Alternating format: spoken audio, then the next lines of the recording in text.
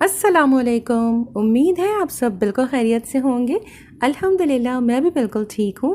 आज मैं आप लोगों के साथ बहुत ही सिंपल और इजी चिकन की रेसिपी शेयर करने जा रही हूँ। मैं बना रही हूँ अफ़गानी चिकन मसाला। बिगिनर्स के लिए और वर्किंग लेडीज़ के लिए बहुत ही इजी रेसिपी है। आप एक दफ़ा मैरिनेट कर कर सुबह फ्रिज में रख दीजिए और शाम में आकर झटपट इसकी कुकिंग कर लें। रेसिपी स्टार्ट करने से पहले अगर अब तक आपने मेरे चैनल को सब्सक्राइब नहीं किया तो प्लीज़ सब्सक्राइब कर लीजिए। तो आइए शुरू करते हैं।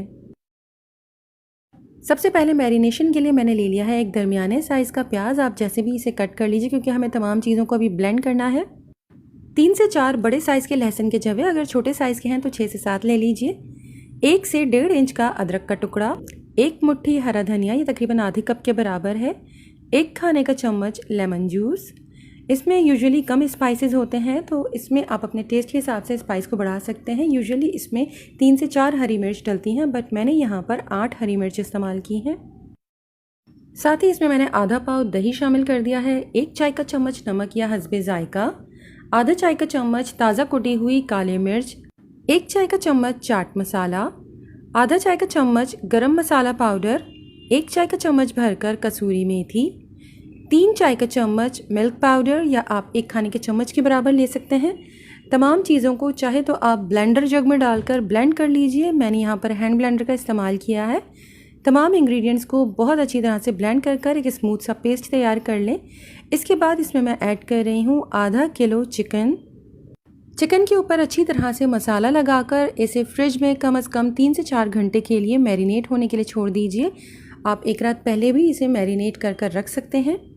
कुछ लोग इसमें पपीता या कचरी पाउडर भी ऐड करते हैं, अगर आप करना चाहें तो कर सकते हैं, मैंने नहीं किया है। अब इसकी कुकिंग के लिए पैन में मैंने ले लिया है 1/4 कप तेल और इसमें मैं चिकन के पीसेस को सिंगल लेयर में रख रही हूँ। जितना मसाला चिकन पीसेस के ऊपर ऑलरेडी कोट है बस उतना ही लीजिएगा। ऊपर से एक्स्ट्रा मसाला इस स्टेज पर हमें ऐड नहीं करना है। चिकन के पीसेस को इतनी देर तक फुल फ्लेम के ऊपर कुक करना है जब तक कि इसके ऊपर बहुत अच्छा सा ब्राउन कलर आ जाए। आप इसकी साइड्स को टर्न करते रहें ताकि एक तरफ से जल ना जाए। जब तमाम चिकन के पीसेस बहुत अच्छी तरह से फ्राई हो जाएं, उनके ऊपर बहुत खूबसूरत से मार्क्स आ जाएं, तब हम इसमें ऐड करेंगे लेफ़्ट ओवर मैरिनेशन। इसमें पानी बिल्कुल भी यूज़ नहीं करना है। आप तमाम मैरिनेशन चिकन के अंदर डालने के बाद अच्छी तरह से इसे मिक्स कर लें। इतनी देर तक कुक करें मीडियम फ्लेम पर जब तक कि इसके अंदर बॉयल आ जाए। इसके बाद फ्लेम को लो कर दीजिए और कवर कर कर इसे इतनी देर कुक करना है जब तक कि चिकन बहुत अच्छी तरह से गल जाए। अप्रॉक्स 10 से 15 मिनट के अंदर चिकन डन हो जाएगा क्योंकि ऑलरेडी चिकन हमने फ्राई करते हुए हाफ डन कर लिया है।